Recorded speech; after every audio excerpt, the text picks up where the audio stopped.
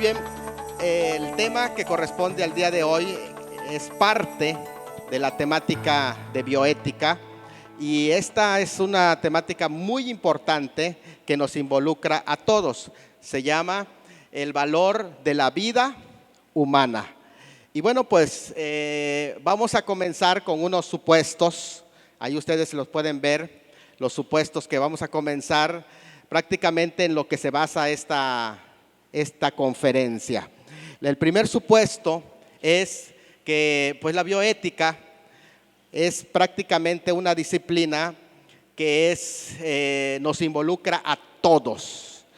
Algo que decimos es que yo soy parte, tú eres parte y aún todas aquellas personas que son, desde que son seres humanos, son parte de este tema de la bioética. En segundo lugar, tenemos que entender que el estudio de la ética, pues prácticamente es importante realizarlo, ese análisis, y se basa el estudio no es solo en estadística, porque hay quienes prácticamente se van con el tema de las mayorías, pero no solamente es una cuestión de estadística, la ética es tan importante para nosotros. Miren, en el campo de la bioética es un campo interdisciplinario, o sea, no se puede reducir al campo netamente académico, pero tenemos que entender que se suman otras fuentes, incluidas la religión. Es decir, no se puede reducir la bioética a un concepto, pues, prácticamente podemos aquí hablar de este concepto que es netamente político, sino que se tiene que sumar todas las partes que involucran nuestra sociedad. Dentro de esas partes está también la religión. Es decir, nosotros también somos parte de ese grande rompecabezas que hay que armar.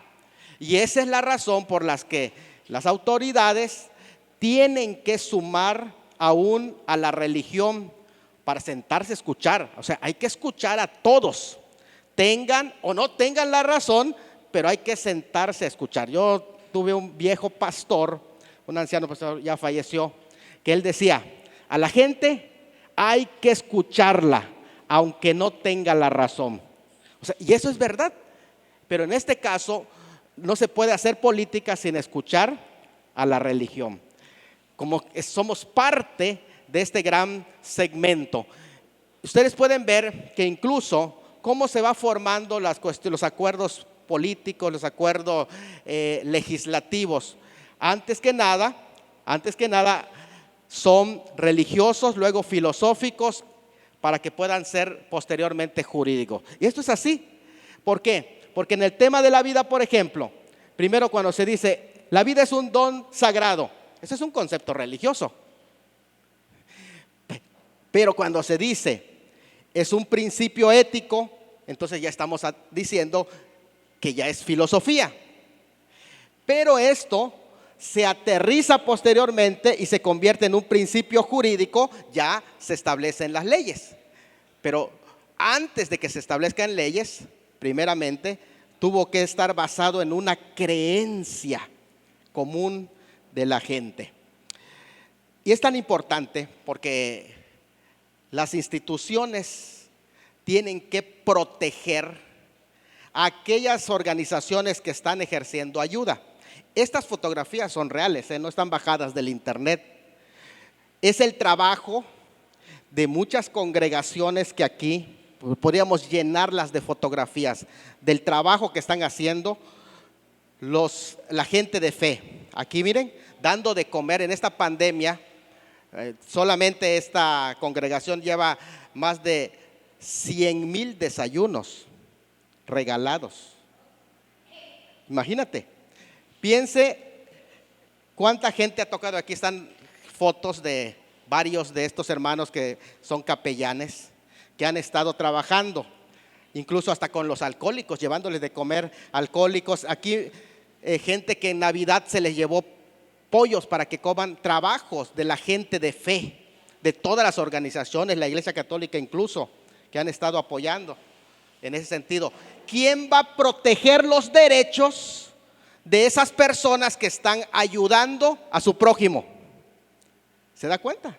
No es posible que son los que ayudan, pero no los vamos a escuchar porque son religiosos. O sea, no hay congruencia. Cuando se cortan los derechos humanos de sus raíces, empiezan a morirse. ¿Y cuáles son esas raíces? Es como un ramo de flores, hermosa, pero se corta de su raíz, empezó la muerte de esa flor. Así es cuando se cortan los derechos de la originalidad que es basada en la fe de las personas. Porque estas personas, la religión debe de ser un criterio que se tiene que proteger siempre. Y para protegerlo hay que escucharlo. No basta para asegurar los derechos religiosos, no basta la libertad de culto. O sea, puedes hacer tu culto, pero como un loquito. No basta. No basta para asegurar la libertad religiosa. No basta la libertad de culto.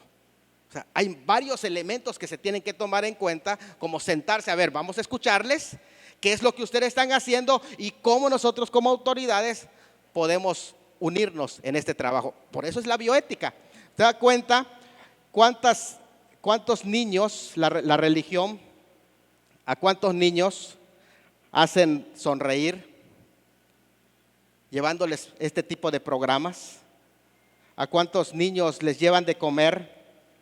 Mira, todo esto que están haciendo, no es posible que queden desoídos. Pero lo más importante es la articulación de la religión con otros derechos fundamentales, como son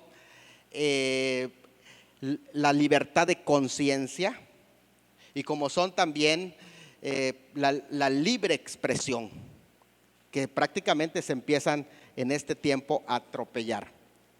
Aquí miren, trabajo que incluso de limpiezas, de atender a los enfermos, de llevar comida. Esto es aquí en el donde está Coppel, al ladito, llevando de comer aquí a estos indigentes. Y este trabajo que los capellanes hicieron, fuimos a sacar debajo de los puentes a los indigentes y les hicimos una comida calientita, les pasamos proceso, algunos los internamos, otros no, pero les dimos médico y otras cosas que se está haciendo.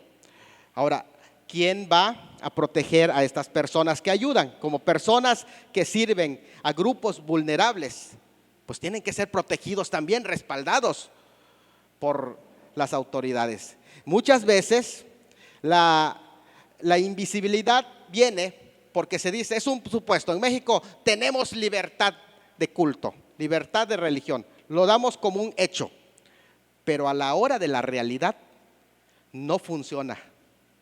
Es interesante esto, Así, no podemos desconectar la participación religiosa de las acciones y de las cuestiones políticas. Este es un tema muy largo para discutir, que no quiero meterme, pero solo decir esto. 3 ejemplos. Primero, por ejemplo, ¿cómo es que llegó a aprobarse en las leyes la objeción de conciencia? Bueno, esto sucedió en Estados Unidos primeramente porque había un grupo de creyentes que eran soldados y ellos dijeron, ¿sabe qué? Pues nosotros sí vamos a la guerra porque somos patriotas, pero no queremos matar, queremos que nos respeten. Hay hermanos que sí participan y lo hacen, pero nosotros no queremos hacerlo, que haya objeción de conciencia. Y se aprobó esta ley de objeción de conciencia, basado primeramente en una cuestión religiosa. Lo segundo, el derecho por la libertad de prensa. ¿Por qué se dio la libertad de prensa? Ustedes saben la historia. Porque se quería que pueda publicarse la Biblia, los escritos religiosos, y entonces se dio la libertad de prensa. Otro de los derechos que están sumados es la libertad de agruparse. Se dio precisamente en la libertad de culto para que puedan agruparse públicamente. Entonces vemos que hay derechos que se van sumando al respecto. Los derechos de religión, entonces, no deben de verse como el hijastro que no es querido, al que se le da después de que, aunque algunos dicen, ¿verdad?, se le da solamente el caldo y los huesos, y al hijo se le da la carne, pero algunos dijo, pero ahí en el caldo está lo bueno. Pero bueno, sino tiene que verse prácticamente como el abuelo de todos los derechos. La religión tiene que verse, o la libertad religiosa, como el abuelo de todos los derechos. Así, el valor de la vida prácticamente no solo es un derecho, no. Lo que es el valor de la vida es una realidad en la que se van a fundar los demás derechos. Si no logramos asegurar el valor de la vida, de nada sirven todos los demás derechos, porque todos los demás derechos se basan precisamente en el amor a la vida. ¿Vamos? Entonces, diciendo esto, en los derechos civiles y políticos solo se restringen para asegurar que se van a hacer cumplidas y va a ser válida el derecho de culto, de religión, de fe y de la vida. También en el Pacto Internacional de Derechos Políticos y Civiles, en el artículo 18.1, también se dice que toda persona tiene derecho a libertad de pensamiento, de conciencia, de religión, y este derecho incluye la libertad de tener o de adoptar la religión o creencia de su elección, así como la libertad de manifestar su religión o sus creencias individual o colectivamente. O sea, no alcanza la libertad de culto para asegurar la religión, la libertad religiosa. No, es mucho más amplia. Decimos, hay libertad religiosa, pero todavía hace unos años los ministros de culto no podíamos votar. Fíjate, hay libertad religiosa, pero cualquier funcionario puede postularse para un partido, menos un pastor. Y hay libertad religiosa. No alcanza, no alcanza. Es un tema a discutir, pero lo dejamos allá como una idea. Jorge Precht Pizarro nos habla de una sana separación entre Estado y la iglesia, y de un peligro también que puede tener esto cuando se abusa en ambos lados. Y muchas ocasiones se cae precisamente en esto. Me llama la atención la primera frase que dice: la intolerancia, las persecuciones y las discriminaciones son fruto de confesionalidad instrumental del Estado. O sea que cuando no hay el respeto de la voz de la fe, de la religión, es porque el Estado algo está haciendo incorrecto. Muy bien, número 4. La visión cristiana, ¿por qué tiene que escucharse en el tema de bioética? ¿Qué tiene que añadir la visión cristiana? Bueno, lo que pasa es que la visión cristiana añade a la bioética lo relacionado con la dignidad del ser humano. Es precisamente un valor de fe basado en las escrituras antiguas de la Biblia. Bioética cristiana no significa que vamos a quitar a un lado todas las bioéticas y no vamos a escucharlo. Lo que significa es que todas las bioéticas también tengan en cuenta que el hombre tiene una dignidad, y esa dignidad está originada en el valor que Dios le da, que vamos a estar hablando precisamente. Los derechos humanos se basan en el derecho fundamental a la vida, y el derecho a la vida es un derecho originario. No te lo dio el Estado, te lo dio Dios. Él te dio el derecho a la vida. El derecho a la vida es natural, inalienable, indivisible, inviolable, universal, general y obligatorio. Y si no podemos defender este derecho fundamental, todos los estados han fracasado. Pues si no defendiste la vida, ¿cómo te van a asegurar los demás derechos? Si para que te puedan valer los derechos, lo primero que tienes que tener es ¿qué? vida. Si no tienes vida, ¿para qué te sirve una constitución? No te sirve. Entonces es importante esto, el derechos fundamentales emanan luego de crisis como, por ejemplo, una de las crisis es la Revolución Francesa. Después de esta viene, bueno, ¿hasta dónde podemos llegar los seres humanos? Alguien tiene que poner un parámetro. Y después vienen otras guerras, como son la Segunda Guerra Mundial. Luego de la Segunda Guerra Mundial se ve que el hombre puede ser bueno, pero también puede llegar a ser malo y sin límites de maldad. Así que alguien tiene que poner un límite y entonces empieza a incursionar la cuestión de la bioética. Aquí es donde entra la cuestión de la bioética. Los derechos humanos que son innatos solo por ser humanos. Allí no entra la cuestión que algunos llaman de género. Solo somos el género humano. Por esto, porque somos del género humano.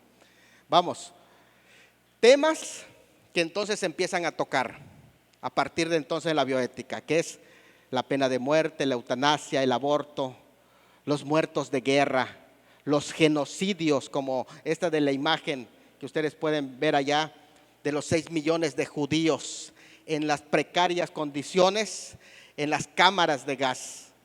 ¿Hasta dónde puede llegar? Exterminios, esclavitud, privación de la libertad, sacrificios humanos, derecho a la integridad personal, a la familia. Por esa razón no existe el derecho a matar, no existe el derecho a destruir la vida, porque contradiría todos los derechos humanos. Que ahí están los derechos humanos que son fundamentales. Y ahí tengo algunos resúmenes que nos hablan del derecho a la vida, que incluso lo respaldan allá, desde diferentes acuerdos. Ustedes pueden ver, por ejemplo, la Declaración de Derechos Humanos. Dice, todo individuo tiene derecho a la vida, a la libertad, a la seguridad de su persona. Interesante. Luego, la Convención Americana sobre Derechos Humanos, el artículo 4, dice, toda persona tiene derecho a que se respete su vida a partir del momento de la concepción. Qué interesante eso, ¿eh? Y así podríamos seguir todos los derechos que tiene de la vida, que emanan, ¿por qué? Porque se dice que el hombre tiene una dignidad. Los implicados en las políticas públicas y no conocen nada de bioética, van a legislar en base a las presiones sociales, pero no en base a la ética. Y cuando eso sucede, ya estamos en una grave crisis de grandes dimensiones, porque los adelantos científicos y tecnológicos que estamos viviendo hoy, si vamos a tener prácticamente hospitales de una talla de calidad, con todos los adelantos científicos también tenemos y tecnológicos, tenemos que tener en cuenta a la bioética, porque pronto nos vamos a sentir rebasados por cuestiones de decisiones. Así que es importante que los actores políticos también puedan conocer el tema de la bioética. Séptimo, el concepto de persona como un ente, un sujeto, y no como un objeto, un individuo de la especie humana. El hombre no debe ser solo objeto de ciencia, sino un sujeto ¿de qué?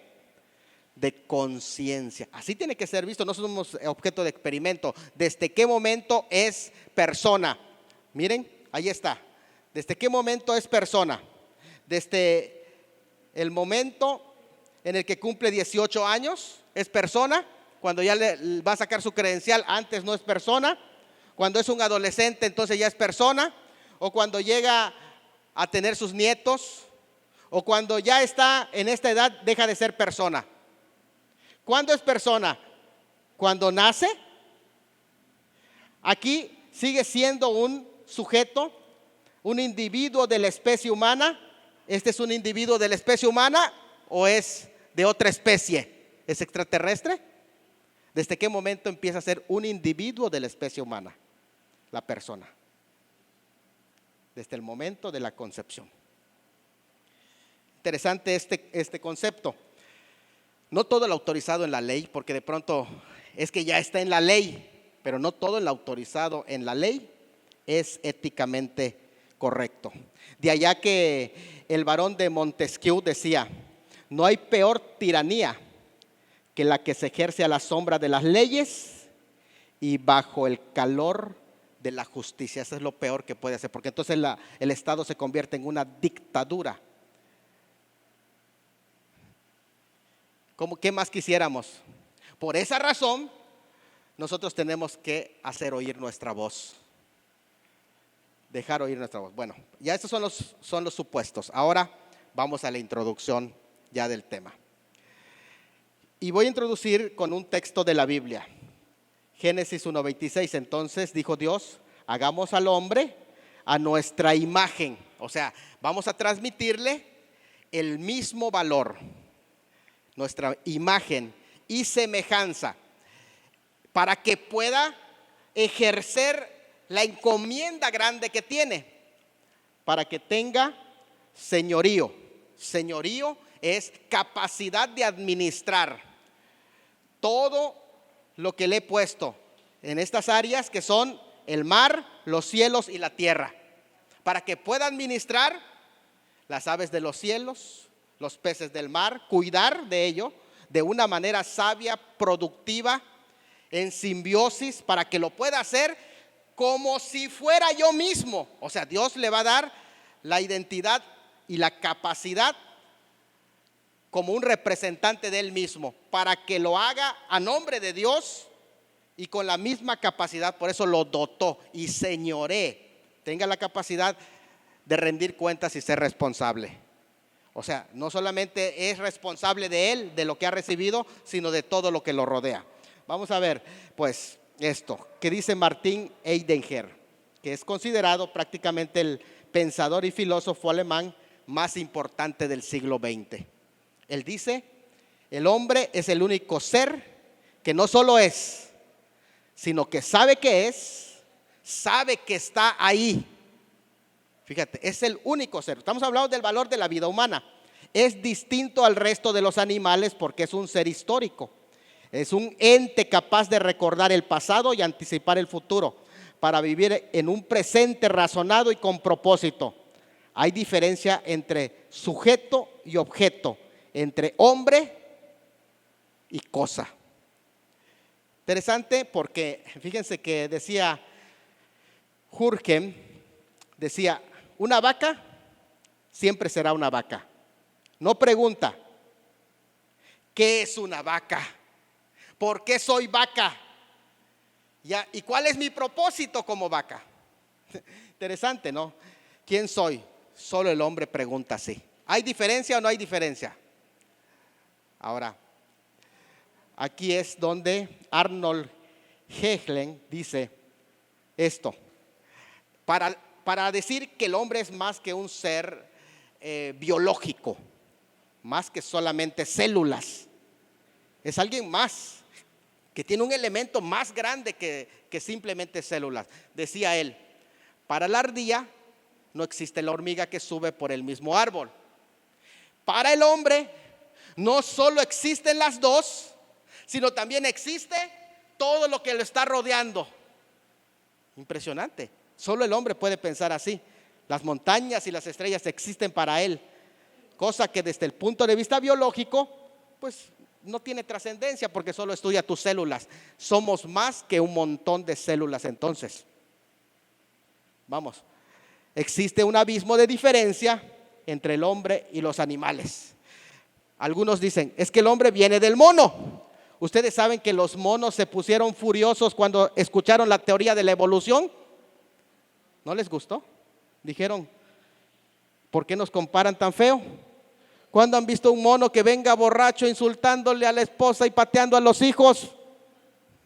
No les gustó a los monos, ¿verdad? Tal vez venga de las bestias. Ahora, pero hay niveles de diferencia: la autoconciencia, capacidad reflexiva, subjetivismo, abstracción, creatividad, espiritualidad, compromisos. Todo esto tiene el humano. Así que cuando Dios creó todo, si usted puede ver toda esta imagen, en estos 7 días, que no vamos a discutir, ¿verdad? No estamos en discutir ese tema, pero vean la simbiosis de cómo están relacionados con todo, y Dios dijo que todo había sido bueno en grande manera.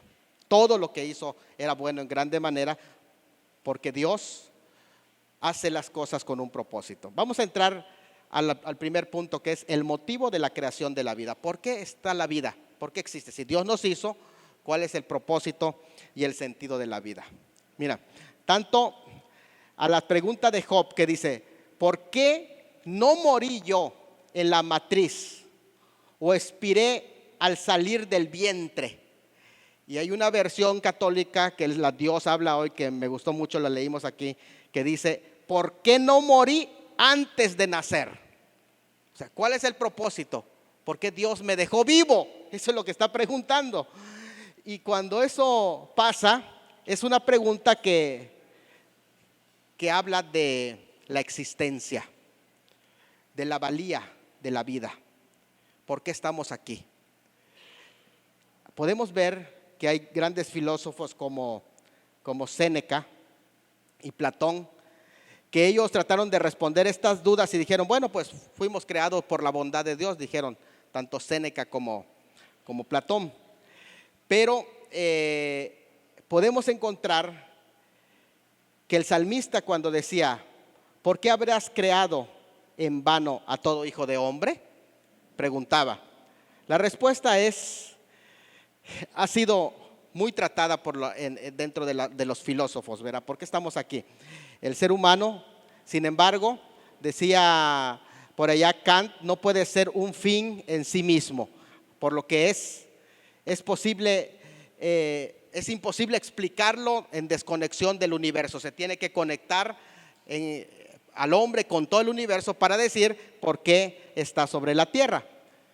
Pero en la Biblia, por ejemplo, en el Salmo 19 dice: los cielos cuentan la gloria de Dios y el firmamento anuncia la obra de sus manos.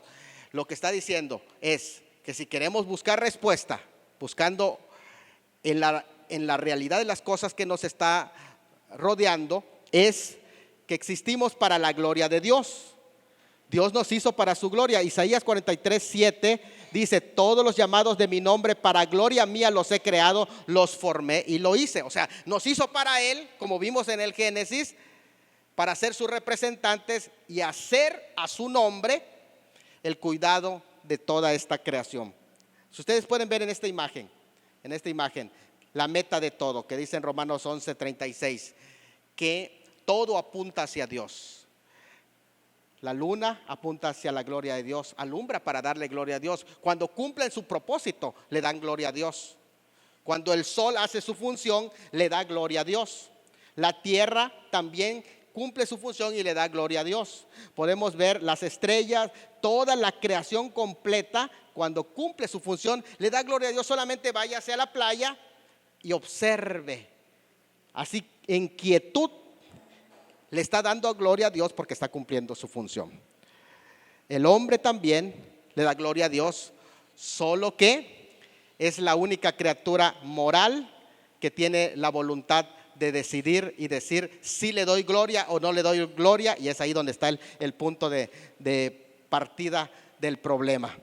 Pero luego que todas las cosas estén sujetas, entonces también el Hijo se les sujetará, dice, porque todas las cosas son hechas para Dios. ¿Qué es lo que está diciendo? Que cuando nosotros cumplimos con el propósito de Dios, le damos gloria a Dios, cumplimos la razón de nuestra creación, el fin de la creación.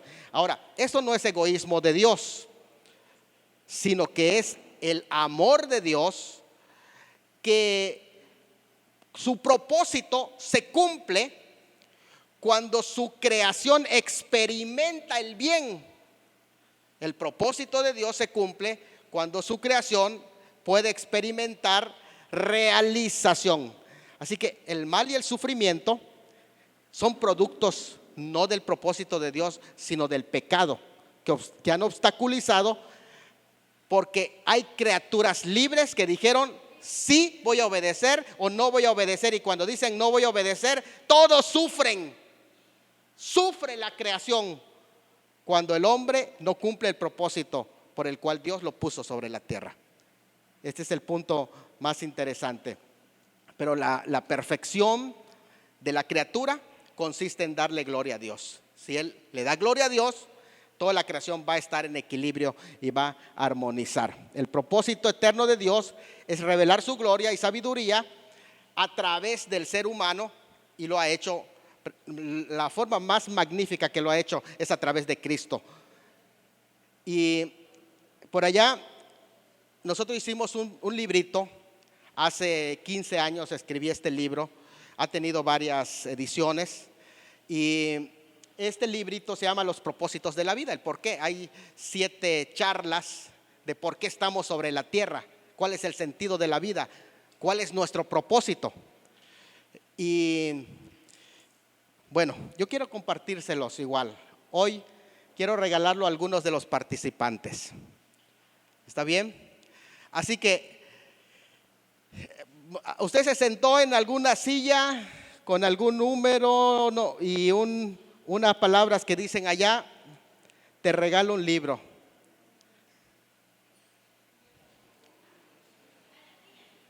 Sí.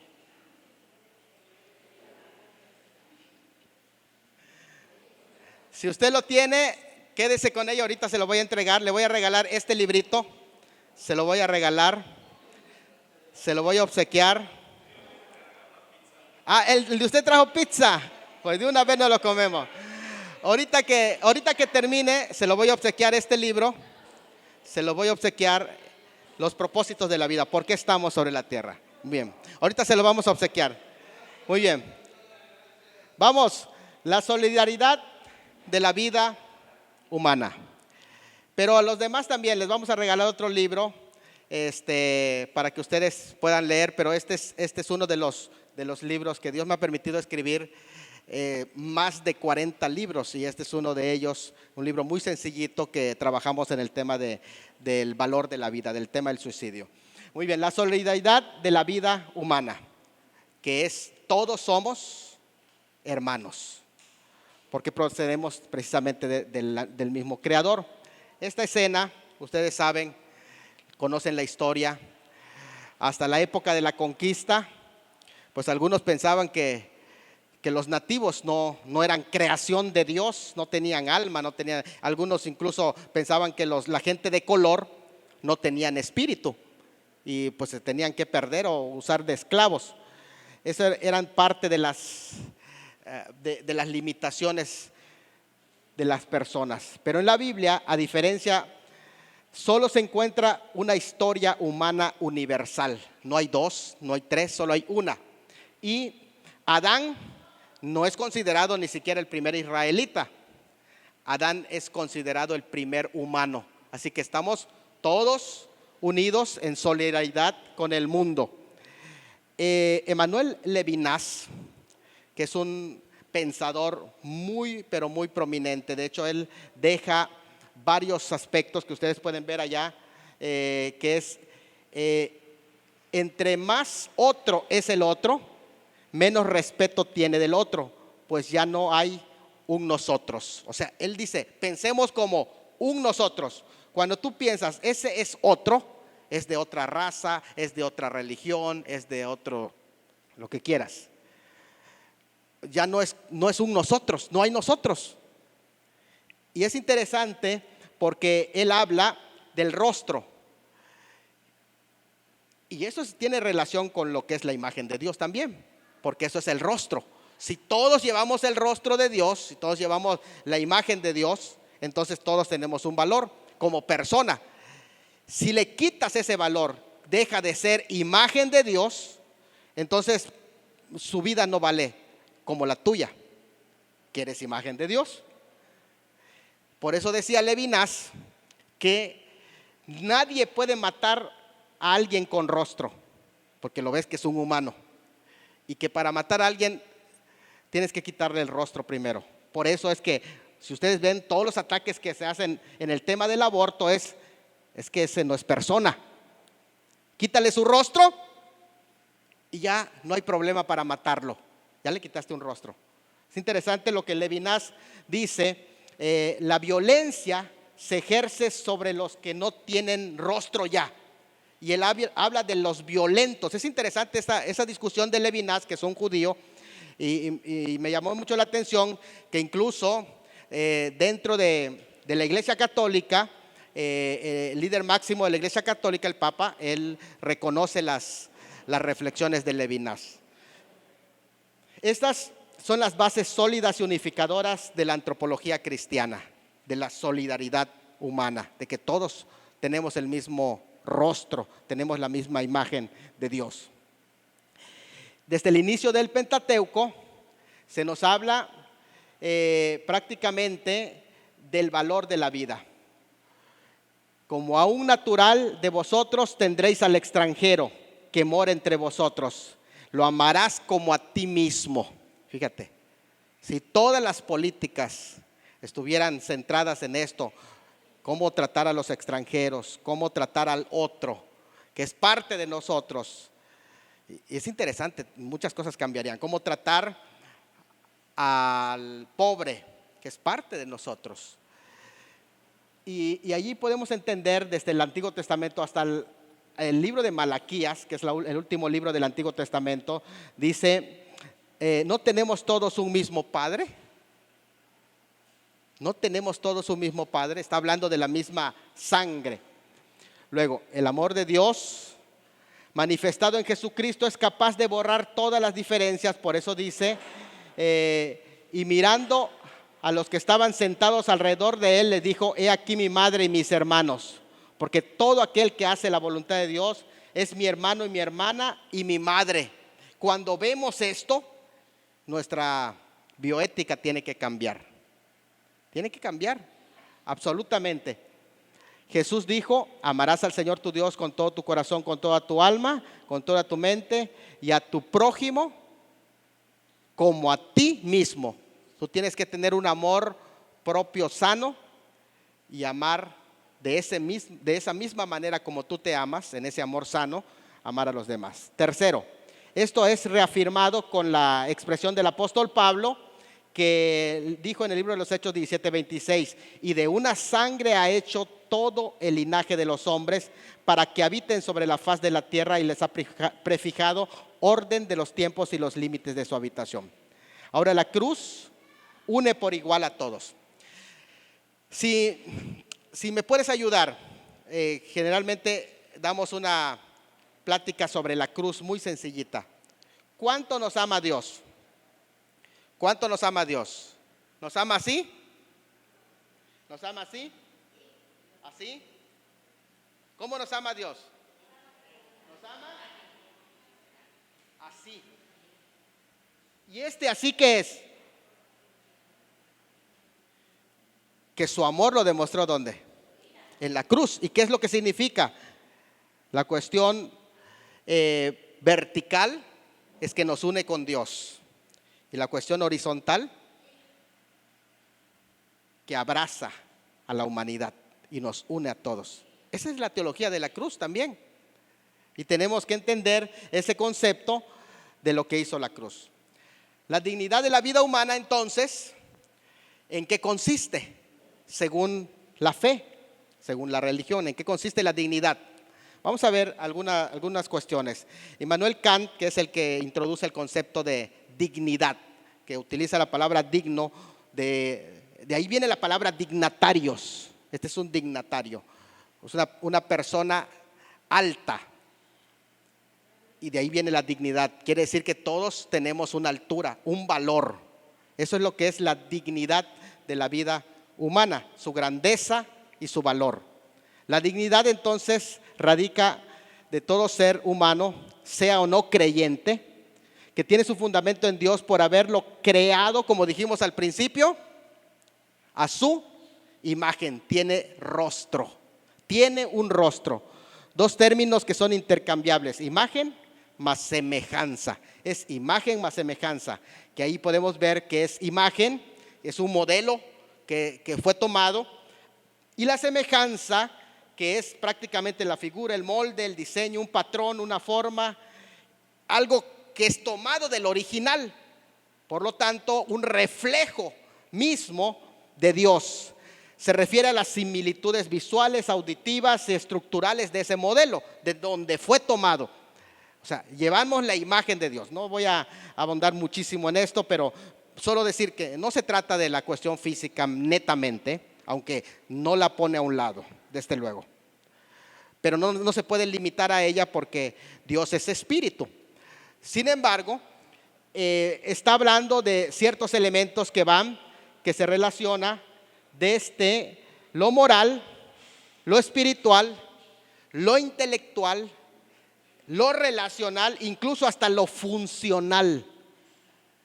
Todos estos elementos tienen que ver con la imagen de Dios. Así que hay dos aspectos en ella: la imagen natural, que es raciocinio, inteligencia, dominio, capacidad cognitiva, trascendencia, y la imagen moral.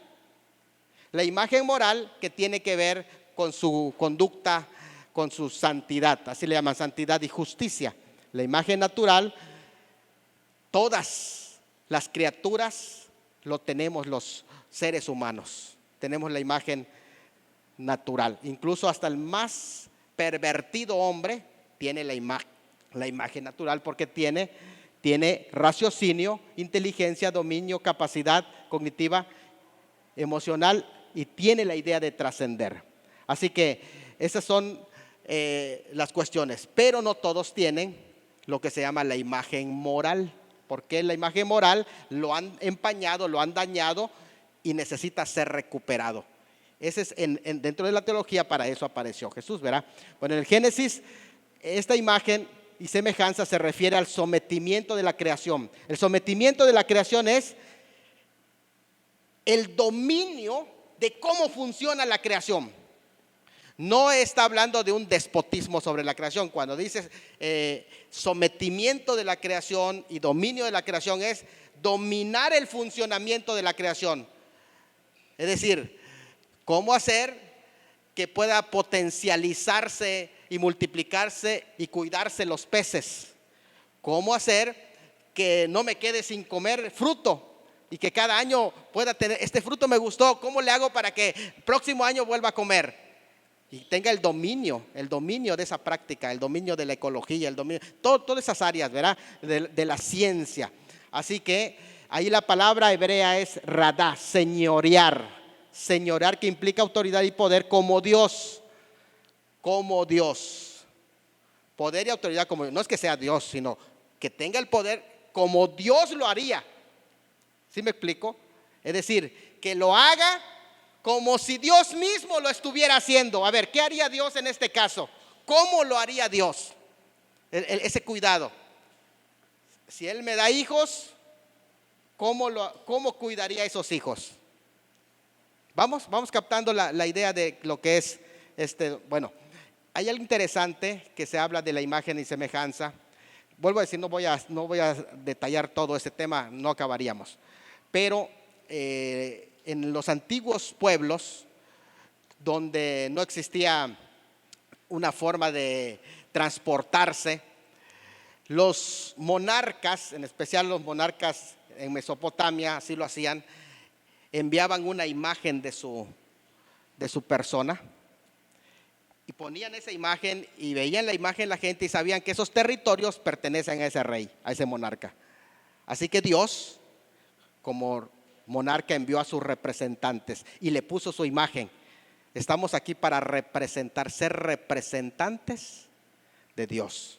Es muy interesante esto. Esta dignidad implica que la persona humana deba ser tratada siempre como un sujeto y jamás como un objeto. De la imagen de Dios se origina su identidad, su valor, su dignidad, su singularidad, su función, su posición, incluso hasta su trascendencia. O sea, que su vida vale todavía más allá, aún más allá de muerto. Es interesante eso. De ahí se deriva que el respeto del hombre y el derecho fundamental a la vida sean valores prioritarios que deben ser defendidos sin condiciones. Tanto es así que para Dios valió tanto la vida. ¿Cuántos de ustedes han escuchado esa historia? Que Dios dio su vida para salvar la mía. Bueno, es que está dando el valor de la vida humana, porque cuando Él anunció su muerte, precisamente lo anuncia para llevar a reflexionar sobre la vida. Y él decía, ¿qué recompensa dará el hombre por su alma, por su vida? ¿Qué recompensa? Como si dijera, ¿existe algo más valioso que la vida humana? ¿Cómo puedes comprar 10 minutos de tu vida? No puedes comprar. No hay nada más valioso que la vida humana. Y eso lo dice Dios, lo dice Jesús. ¿Qué recompensa dará el hombre por su vida? Pues fíjese, ¿cuánto vale el alma humana? Que Jesús dio su vida para salvar un alma humana. Para salvarme a mí, para salvarte a ti. O sea, ¿cuánto vale entonces? Si una vida santa fue capaz de darse para salvar a la humanidad, ¿vale o no vale la vida? Es impresionante eso. Dios ama la vida animal, pues son parte de la creación, pero la vida del hombre es otra cosa. O sea, los animales valen, pero la vida humana es otra cosa, es otra dimensión. Si en providencia de Dios se preocupa por los pajarillos, él decía en Mateo 10:31, más valéis vosotros que muchos pajarillos. Si está diciendo que más valen ustedes que muchos, que una cantidad grande de pajarillos, una vida humana vale más, quiere decir, ¿hay o no hay diferencia entre la vida animal y la vida humana? ¿Hay o no hay? Está muy claro el texto. Ahora, Alberto Camus, él decía, si la vida no tiene sentido, porque dentro de la teología atea es así, si la vida no tiene sentido, lo mejor sería desprenderse de ella. Es decir, Camus decía, el suicidio es la solución, porque pues para él no tiene sentido la vida. Incluso, ¿cuántos han escuchado de Richard Dawkins? Algunos le consideran el papa de los ateos de este siglo. Richard Dawkins es un biólogo, pero él es nihilista. ¿Por qué es nihilista? Porque para él la vida no tiene sentido. ¿Qué somos?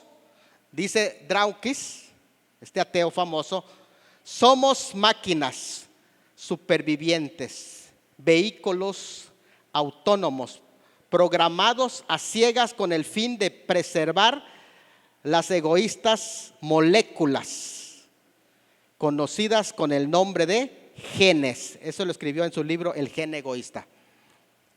Eso es todo lo que somos, son un montón de genes. No tiene sentido la vida. Es el nihilismo, el ateísmo es nihilista. No hay sentido, no hay propósito de la vida. Por tanto, el cuerpo humano, si hay sentido en la vida, el cuerpo humano no debe ser entendido solo como un conjunto de órganos o un montón de moléculas. Su función es como de los animales, sino como parte física mediante el cual se manifiesta una persona, alguien que tiene rostro. Por lo tanto, ese cuerpo adquiere un valor porque lleva una persona. Es parte de una persona. Es una persona, es parte de la persona. Es la persona. Así que los seres humanos, en la Biblia no somos ni ángeles, pero tampoco somos bestias.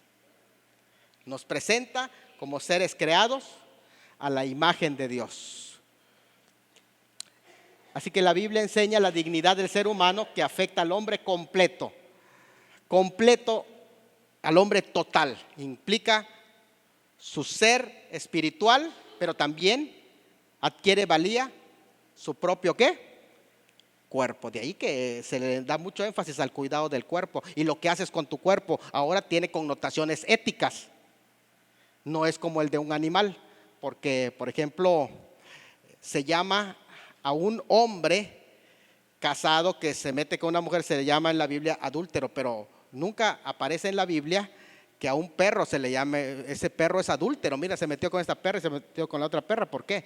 Porque simplemente en el hombre hay la diferencia de la conciencia. El hombre, dice Francisco Lacueva, dice el hombre, a diferencia del perro, el perro se mete con un perro en sus instintos con una perra y con otra perra porque es perra. Ese es el instinto. Pero el hombre adúltero se mete con otra mujer, no porque es mujer, sino porque es otra. Tiene la conciencia de que es otra, cosa que no hay en el perro, que se mueve por sus instintos. Y por lo tanto, la cuestión adquiere un valor ético. Todo lo que hace tiene connotaciones éticas, repercusiones éticas, porque él está consciente de que hay cosas buenas y que hay cosas malas. Ahora, vamos a ver un video sobre eutanasia y niños in vitro, y todos están en sus grupos porque lo que viene es posterior a este análisis, a este video, es trabajar en grupo sobre el tema que su respectivo líder va a tratar con ustedes, ¿verdad? Así que vamos a poner este video y vamos a hablar de estos dos temas.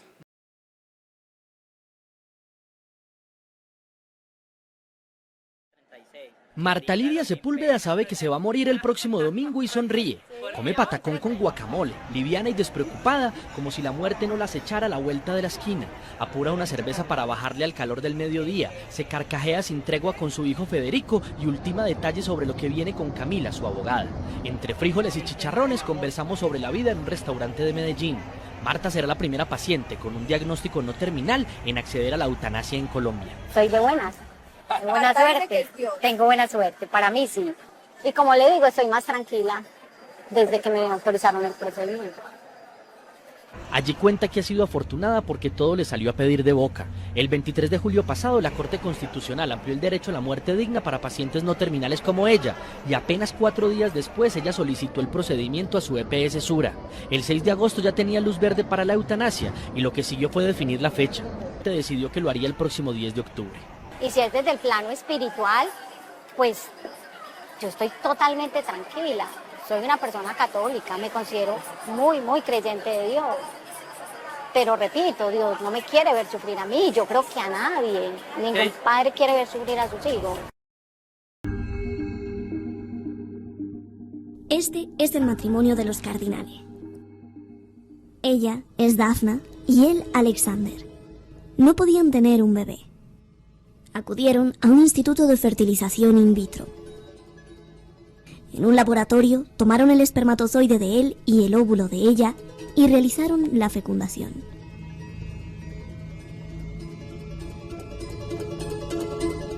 Después, el óvulo ya fecundado se lo introdujeron a Dafna. Y todos felices. Comenzó el embarazo.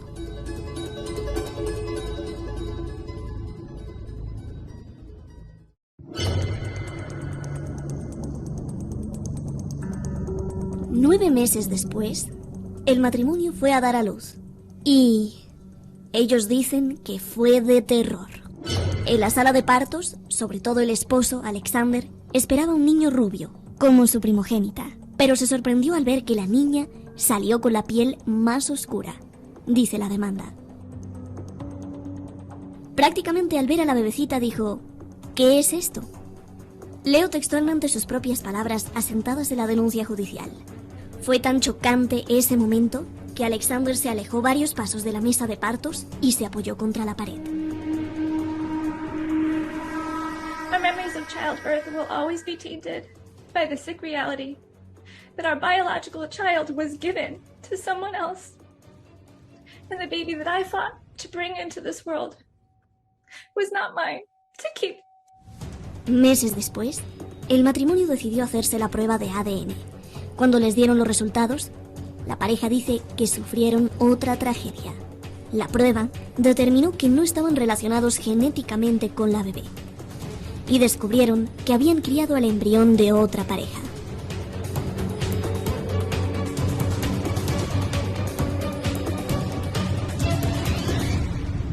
The moment our second daughter was born should have been among the happiest of my life. But I immediately felt shaken and confused as to why I didn't recognize her. Ahí comenzó otra historia truculenta. Hay que deshacerse de la bebé y recuperar a la que dicen es suya. Buscaron por mar y tierra a la pareja que había dado a luz a su embrión y descubrieron además que esa pareja eran los padres genéticos de la bebé que les dio horror. Las parejas habían dado a luz y estaban criando, sin saberlo, los embriones del otro. It was torture that shook me to my core and forever changed who I am. I was robbed of the ability to carry my own child. Daphna es terapeuta y Alexander un cantautor. Dicen que fue tan traumático que buscaron tratamiento de salud mental por los síntomas de ansiedad, depresión y trastorno de estrés postraumático. Has taken away everything. Los cardinales están furiosos. Alegan incumplimiento de contrato y han demandado al Centro de Fertilidad con sede en Los Ángeles, el Centro de Salud Reproductiva de California, así como a In Vitro Tech Labs, un laboratorio de embriología. Mediante trámites legales ante la corte, ambas parejas se deshicieron de sus bebés indeseados e intercambiaron los bebés formalmente. La otra pareja demandará también, pero prefirió no revelar su nombre. Quien está en shock es la hija mayor de 7 años, que aún no comprende cómo su hermanita bebé morena fue intercambiada por otra rubia.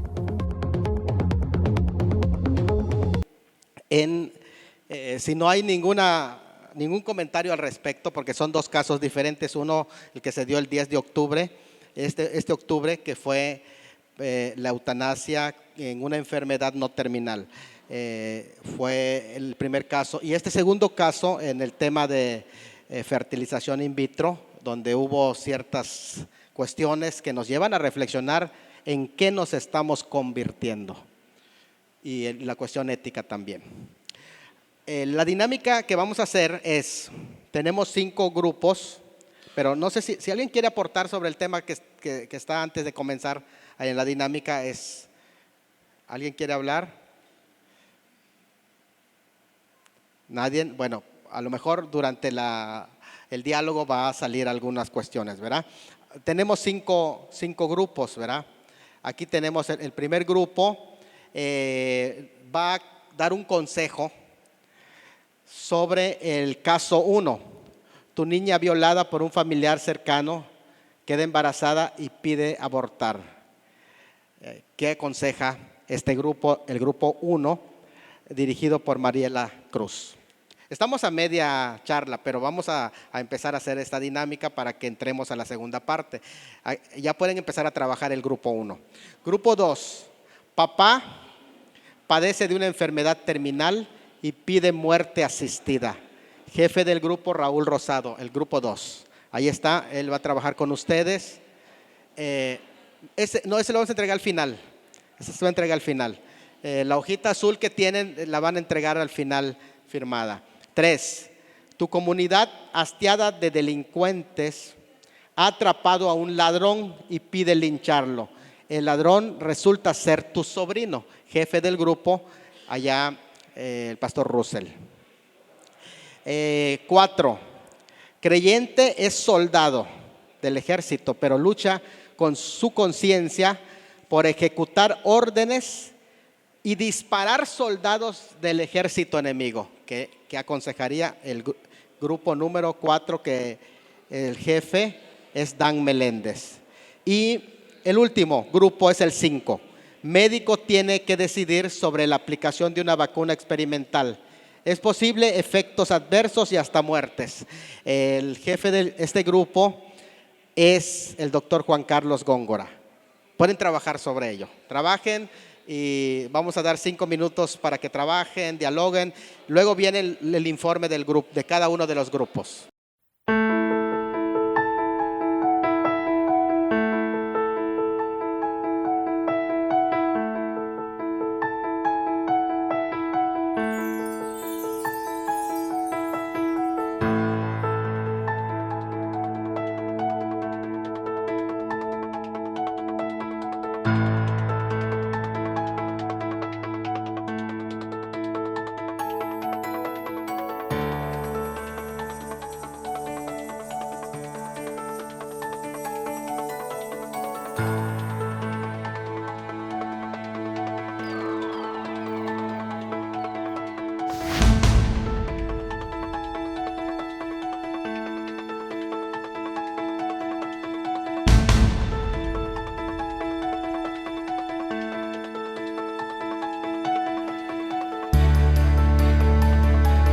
Muy bien. Muy bien, vamos a sumar. No estamos tocando todos los temas. Quisiéramos tocar más temas, pero ustedes están trabajando como si fueran comités, y lo son, comités en el que tienen que tomar decisiones. Están trabajando como comités que tienen que tomar decisiones, viendo todas las perspectivas, todos los parámetros. Así que vamos a escuchar los informes. El informe del grupo 1. Vamos a escucharlos. Les voy a pedir a todos que podamos escucharlos. El informe del grupo 1. Ya ¿quién va a dar el informe para que les pasen el micrófono? Vamos a escucharlos. Los comités van a traer, son grandes consejeros y están enfrente de problemas en toma de decisiones. El primero. Bueno, para empezar, es un caso tratando de entrar en carne propia en él, nada sencillo. Primero que nada, determinamos que lo más importante pues es ofrecerle el apoyo psicológico y la unión familiar a la hija o a mi hija en este caso, poniéndome yo en el caso específicamente, ¿no? Por supuesto, no victimizarla más de lo que ella ya se pudiera sentir y bueno, pues hacerle ver también, en base a lo que hemos aprendido, el valor de la vida, que no determina o no depende de las circunstancias por las cuales se están llegando, aunque repito, no es tan sencillo que lo entienda una persona que fue víctima de esta situación, por eso decíamos que el apoyo psicológico es importantísimo. Decirle también que hay siempre opciones, siempre va a haber opciones antes de tomar esta decisión.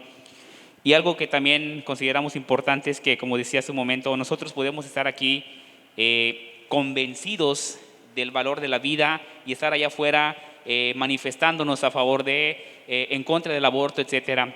Pero cuando nos toca a nosotros vivir en carne propia el problema, híjole, ahí está el gran reto, porque ahí se muestra realmente qué tan convencidos estamos con el valor de la vida. Vuelvo a repetir, cuando nos toca, nos puede mover el tapete desde abajo y también creo que lo más importante es justamente esto, en base a esas charlas, a estas formaciones, generar convicciones sólidas en nuestro interior, que cuando Dios no lo quiera, se presente esto, actuar con firmeza, ¿no? Gracias. Fuerte el aplauso, qué tremendo. Allá vamos a interactuar. Por allá tiene el pastor Saúl. El pastor Saúl tiene algo que aportar por allá. Vamos a escucharlo. Yo creo que se debe de cultivar una mirada sistémica. En ese caso solamente atendieron el caso de la niña que fue violada, pero hay un montón de circunstancias en torno. A mí me tocó atender un caso así. La violaron, la doparon, dice, y la embarazaron. Cuando se dio cuenta estaba embarazada. Entonces yo me acerqué y le ofrecimos también en ese acompañamiento pastoral, como también el caso jurídico.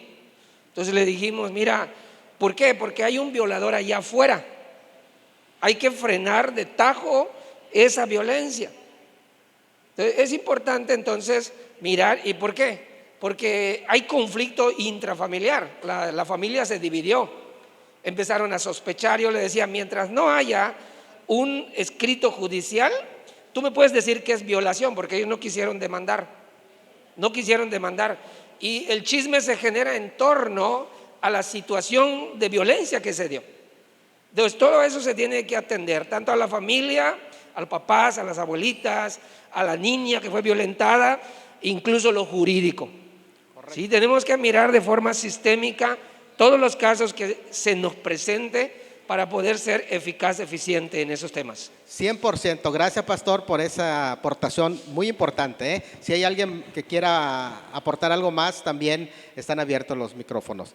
Si no hay, pasamos al caso número 2, que está a cargo del doctor Rosado. El tema es allá un poquito la eutanasia.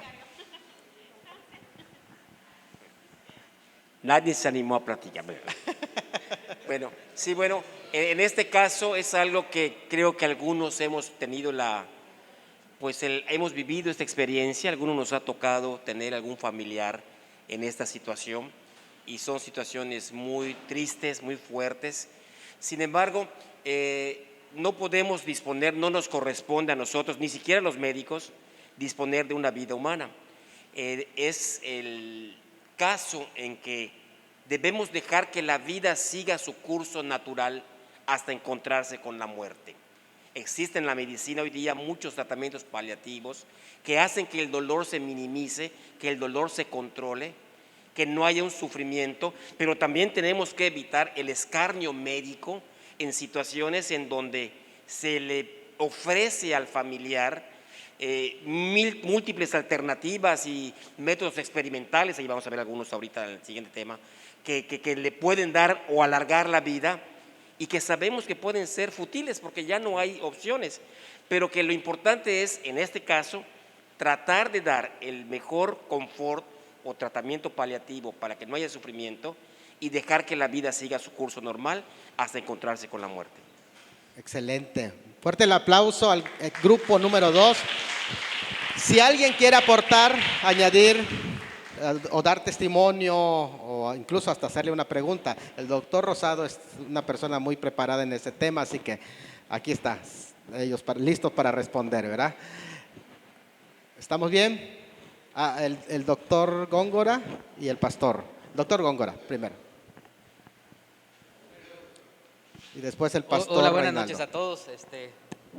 Pues mira, yo le quiero dar un testimonio nada más de esta parte, porque a mí me ha tocado en lo particular, en que soy médico, acudir a ver muchos pacientes terminales, sobre todo cuando me ha tocado ver pacientes con cáncer terminal o VIH, SIDA ya terminal. Sí me deja pues ante esta duda, ¿qué es lo que hay que hacer? Porque sabemos que él no va a regresar hacia bien ese paciente, y el hecho de hacerle un hueco para alimentarlo, ponerle sondas, meterle alimentación en las venas, no, nada más es alargar el sufrimiento. Aquí lo que en muchas ocasiones me tocó atender, inclusive con personas que se dedican a la guía espiritual en lo que yo profeso, pues nos decían que quitemos la conciencia. No sé qué tal ustedes puedan dar alguna opinión sobre eso, pero es eliminar la conciencia. Hay fármacos como cuando estamos dormidos, sedados, vaya, y ya entonces que continúe hasta donde tenga, pero quitar el sufrimiento, el dolor es muy difícil cuando eso. Si quitas completamente, como que lo anestesias, por así decirlo, pues ya no siente nada, nada más es que se apague solito. No sé qué diga el doctor Raúl Rosado, que es el más empapado sobre eso, pero en varias ocasiones, inclusive guías espirituales, me dijeron, quítale la conciencia.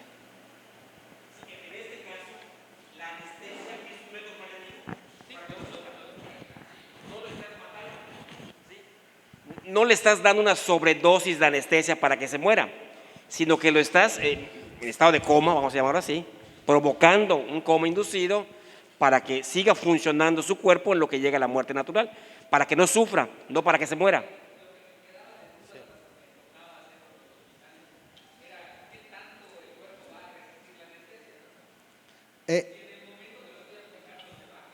Por eso, no estás poniendo si pones una sobredosis, pues ahí sí estás haciendo trampa, ¿no? Ahí tenemos una...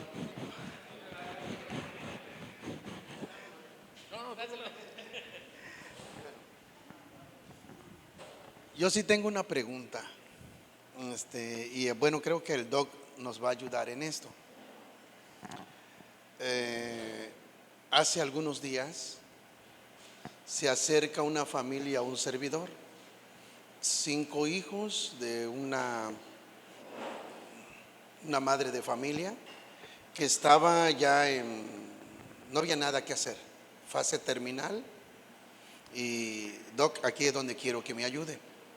Y ellos, la gran mayoría de ellos se pone de acuerdo y dice, pues el médico le recomienda, hay que desconectarla porque tenía respiración artificial, hay que desconectarlo, le recomiendan los médicos, y pues los otros 4 dijeron, pues está bien, pero había uno del cual no estaba de acuerdo.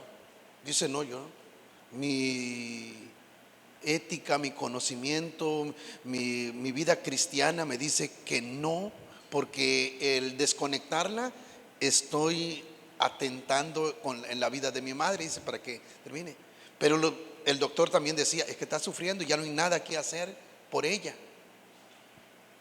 Mi pregunta es, ¿qué hacer? Yo di una consejería desde luego, que no sé hasta ahorita si está bien o está mal, pero aquí es donde vamos, aquí está la multitud de sabiduría prácticamente. Entonces, Doc, ¿qué aconsejarle a este muchacho que vino a mí y me preguntó? Mis 4 hermanos ya están de acuerdo, el único que difiere en eso soy yo. Dice, no quiero que desconecten a mi mami, dice, porque me voy a sentir culpable de que yo propicié eso. El médico solamente le decía, fírmeme y ya estuvo. Y el médico los aconsejó, los guió diciéndole, es que está sufriendo mucho. Ciertamente ya habían perforado, ya habían algunas cosas y tenía algunas llagas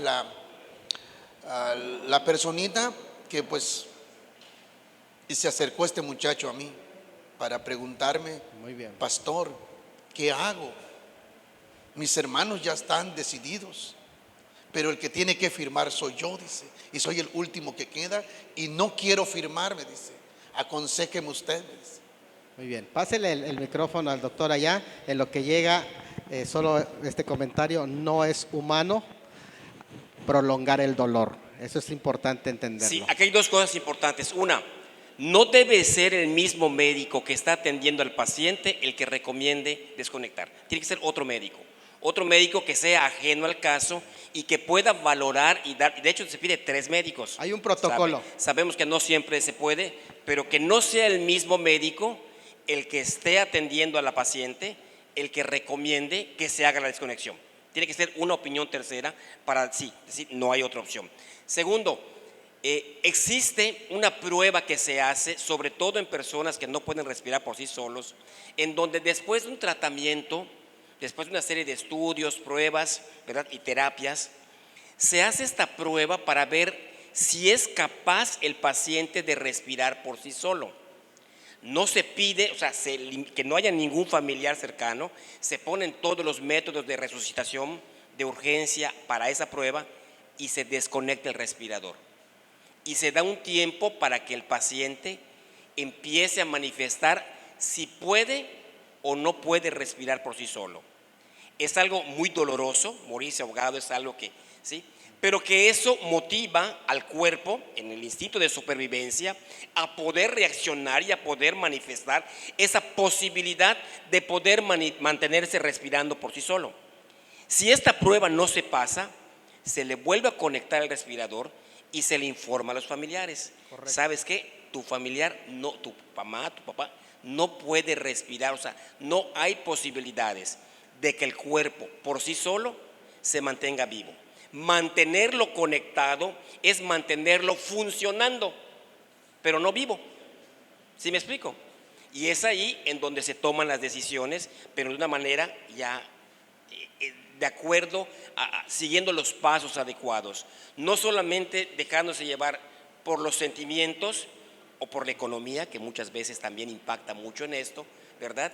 Por eso hablábamos del escarnio médico, que muchas veces clínicas con poca ética hacen que la gente venda hasta lo que no tiene para poder pagar tratamientos y pruebas y mira, mueve el dedito, todavía tiene esperanzas y no es así, ¿no?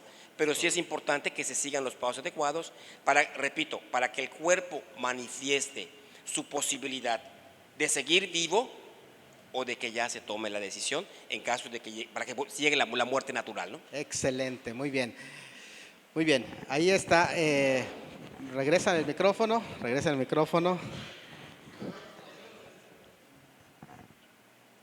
Mi consejo, porque lo aconsejé, me estaba pidiendo un consejo, inclusive con lágrimas en los ojos, llorando el líder de mi congregación prácticamente, fue muy cercano, yo conociendo a la mamá de ellos,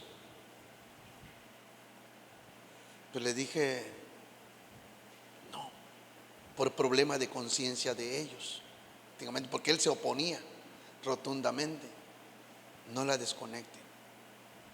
No sé si está bien o está mal, pero le dije no lo desconecten, pero mi mamá va a seguir sufriendo, pongámoslo en manos del Señor. Me pidió él, pastor, ¿usted puede ir a orar por ella?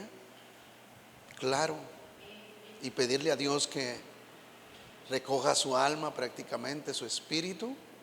Fuimos, oramos, a las 24 horas había partido de manera natural, sin problema de la conciencia de los hijos, porque algunos tenían ese pesar.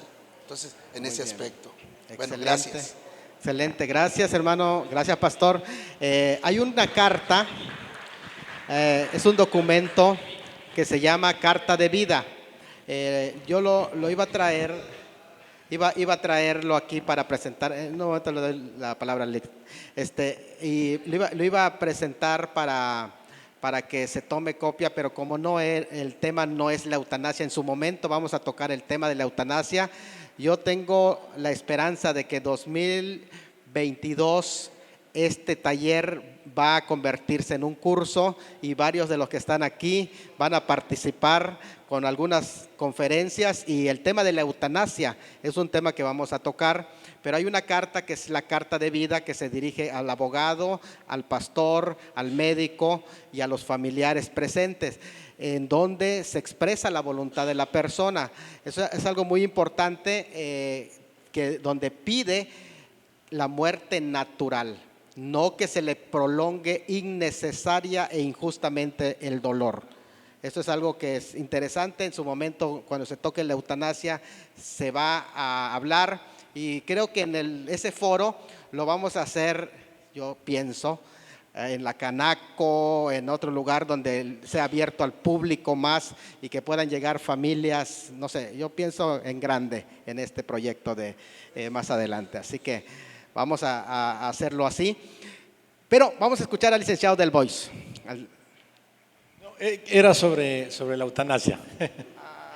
Mi pregunta era el caso que vimos de la chica colombiana. Estamos seguros que el procedimiento que le iban a hacer, pues iba a ser dirigido por un médico, ¿no? Tendría que ser. ¿Ese médico está cometiendo homicidio? Esa es mi pregunta.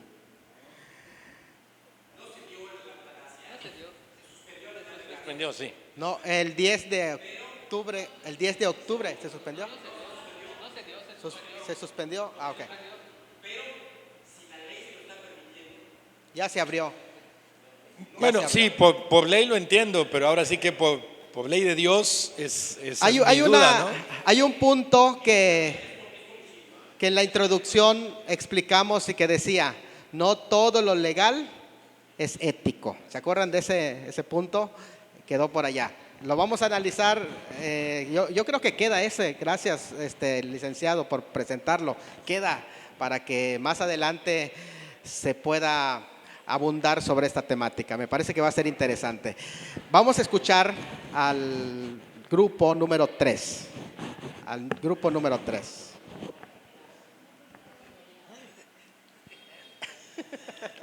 Bueno, a nosotros nos tocó el caso del muchacho que quieren linchar, y esto pues no es un caso que no hayamos vivido. Lo vivimos en la colonia Ranchitos hace algún tiempo atrás, de un muchacho que pues sí nos robó a todos, toda la colonia, y sí, cuando se le detuvo a este muchacho, los vecinos optaron por no llamar a la policía, sino amarrarlo, subirlo a un techo, y sí estaban con esa mentalidad de lincharlo, de colgarlo. Pero mirando todo esto, realmente uno dice es tomar justicia por propia mano. Pero si realmente, a mí en mi caso me robó una cubeta de herramientas, un valor de, digamos, 2,000 pesos. Yo no creo y considero que 2,000 pesos sea el valor de una vida. Entonces ahí ni siquiera podíamos decir estamos tomando justicia o estamos haciendo justicia, porque no se equipara el valor de una vida con lo que pues materialmente uno puede perder. Entonces, y aquí pues tiene un apartado más donde dice inclusive cuando la persona es familiar de uno, es algún familiar cercano, porque esto es muy cierto. Cuando a veces miramos las cosas desde afuera, pues tenemos una percepción diferente. Cuando miramos digamos al aquel drogadicto que nos viene y nos roba y se lleva los cascos de la casa o se lleva la motocicleta. Entonces lo miramos desde un punto de vista diciendo, no, es que si lo agarro, allá aquí tengo mi tranca o algo, empezamos a mirarlo. Pero ¿qué pasa cuando esto ya es alguien cercano a la familia?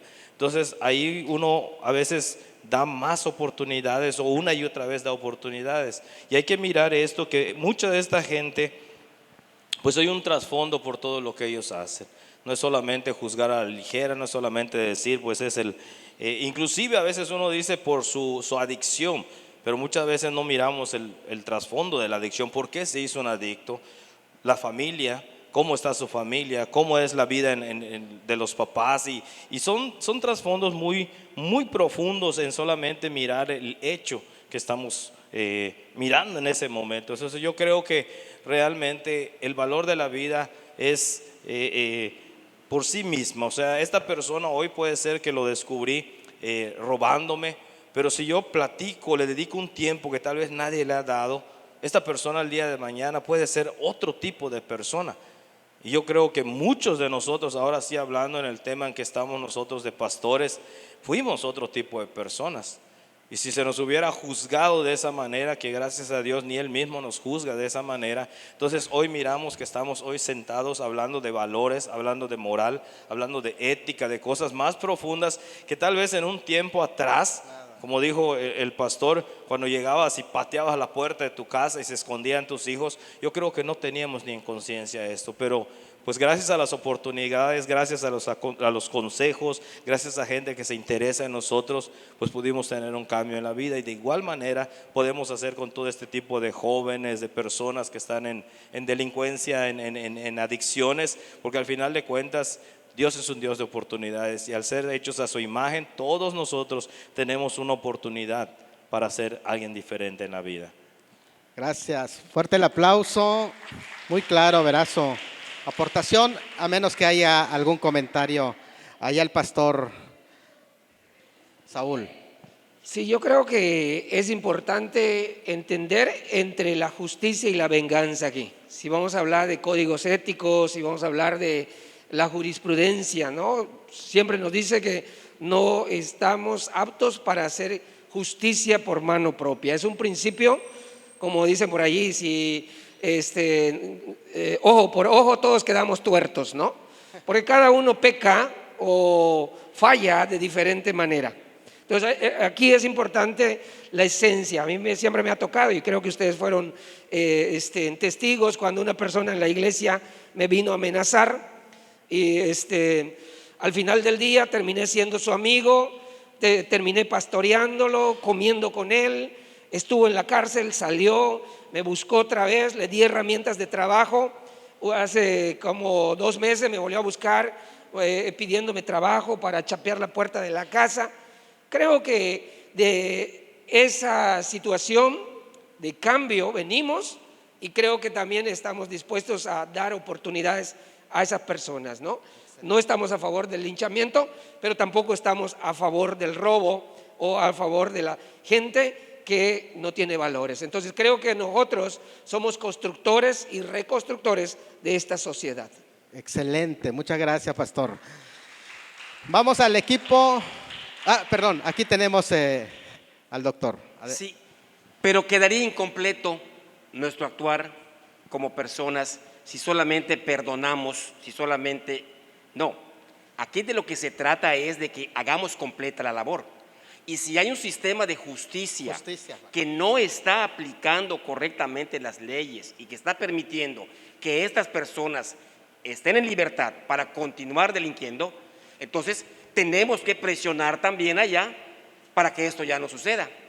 Porque entonces, pues sí, 70 veces perdonar, pues llega, hay unos que no podemos llegar a tanto, ¿verdad? Porque repite, pero oye, ¿cuándo vas a hacer tu trabajo para que este hombre deje de estar viniendo acá y la gente deje de estar sufriendo o teniendo esas ganas de linchar, ¿no? Entonces, hay que hacer el trabajo completo. Es correcto, es correcto. Y allí también entra el trabajo de reinserción, en donde las agrupaciones, como son incluso las agrupaciones religiosas, pueden aportar muchísimo a este proyecto. Adelante. Sí, a mí me gusta el derecho restaurativo, ¿no? Correcto. Esa parte del derecho restaurativo creo que es lo que necesitamos explotar hoy. El sistema de Estados Unidos, ¿no? Entra un delincuente y le dan un mentor. Y ese mentor tiene que acompañarlo para ver su cambio. Es un capellán. Sí, como un capellán, el capellán. Entonces, yo creo que esas herramientas en derecho prácticamente restaurativo no lo estamos aplicando. Aplicamos nada más el derecho punitivo y castigar, pero el castigo no reforma, no corrige, incluso se dice que empeora al delincuente o lo gradúa allí como un delincuente de primer nivel, ¿no? Si entró por un pequeño robo, sale con su título ya para grandes robos, ¿no? Es cierto. Bueno, vamos ahora, gracias, de verdad que todo eso es muy nutrido. Vamos al cuarto grupo y ellos también, ellos van a explicarnos un tema muy interesante. Ahí con Dam. Bueno, pues creo que la pregunta clave es que sí, como creyente, tengo la conciencia por ejecutar órdenes y disparar soldados del ejército enemigo. Era interesante para nosotros porque teníamos 2 varones, 2 hermanos y 2 hermanas. Los varones somos como Rambo, ya vamos, ¿dónde están las pistolas y todo, verdad? Y las señoras, pues, vamos a matar unos hijos y ya, solo que era la discusión importante e interesante. Pero antes que decidimos, sí nos fijamos de los morales, ¿verdad? Que sí quizás va a morir gente, pero si no pasa algo, quizás nosotros nos podemos morir también, ¿verdad?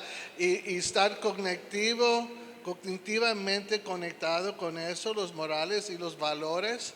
Sí, tengo valor de mi independencia, de mi gobierno, de mi cultura, ¿verdad? Y todo eso, y también espiritual. Y nos pudimos a fijar que muchas guerras comenzaron, que como el guerra segunda con Hitler, esto es de Dios, es la obra de Dios, es la voluntad de Dios. Con los conquistadores también, la obra de Dios, somos de Dios, y verdad, y mucha gente a veces muere, ¿verdad? Tuvimos que, en nombre de Dios, ¿no? En el nombre de Dios, sí. Solo que tenemos que estar espiritualmente sanos, a decir que si voy a decir sí, eso es, ok, y pensamos que eso es lo mejor que Dios quiere para, no nomás nosotros, pero para el mundo, o quizás para el otro país, o lo que sea, ¿verdad? Y luego emocionalmente, ¿verdad? Tenemos que pensar que si digo que sí, va a morir tal gente que estoy, ok con eso, ok. Solo que en conclusión decidimos que sí podíamos como cristianos, ok. Porque por ejemplo David, ok, él no era soldado, pero como que Dios lo estaba preparando para que cuando se puso en la frontera a pelear con el gigante. Quizás nuestro país, lo que estamos haciendo y todo, Dios nos está poniendo listos para esa batalla. ¿A mí me entienden? Solo también con Salomón hay muchas guerras también y mataciones y todo en la Biblia también, ¿verdad? Por los ejércitos. Solo que nosotros conclusivos decidimos que sí podíamos hacer esto, ¿ok?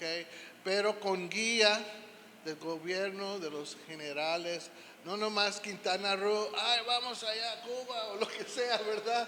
Pero todos colectivamente, como decidimos en este grupito, ¿verdad? A seguir el gobierno, ¿ok?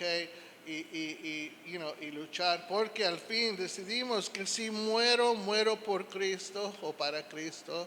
Y si vivo, vivo para Cristo también. Ese es un concepto cristiano, ¿verdad? Ya el concepto de defensa, contrario al concepto de asesinato, ¿verdad? Gracias. Fuerte el aplauso por allá al grupo número 4. Pastor, ¿quiere añadir algo? Pastor Saúl, adelante. Yo creo que tenemos una ética, ¿no? La ética de la justicia. Y creo que debe ser claro, ¿no? Romanos 13 dice, Sométase toda persona a las autoridades superiores, porque no hay autoridad sino de parte de Dios, y las que hay por Dios han sido establecidas. De modo que quien se opone a la autoridad, a lo establecido por Dios resiste, y los que resisten acarrean condenación para sí mismo, porque los magistrados no están para infundir temor al que hace el bien, sino al malo. Así que si le dieron su espada al magistrado, entonces témele, porque la espada no la va a traer en vano para hacer justicia. No de adorno. No de adorno. Entonces, si yo soy militar, entonces, y ya me dieron una orden, tiene que estar mi ética. Yo sé que no voy a ir a matar a civiles, yo tengo que ir a matar a soldados enemigos que están poniendo en riesgo a mi nación o a mi familia. Entonces hay que mirar siempre, aquilatar entre la justicia y la venganza, ¿no? ¿Cuál es la justicia? Verlo a la luz de la palabra de Dios, que es nuestra ética y nos rige. Gracias, pastor. Es importante este tema porque de pronto hay creyentes que están al frente y que necesitan hacer estas precisiones. También está la cuestión de que algunos se maneja mucho el tema de la libertad para elegir, de ir a la guerra, no en calidad de para disparar, sino para ayudar como médicos y otras áreas.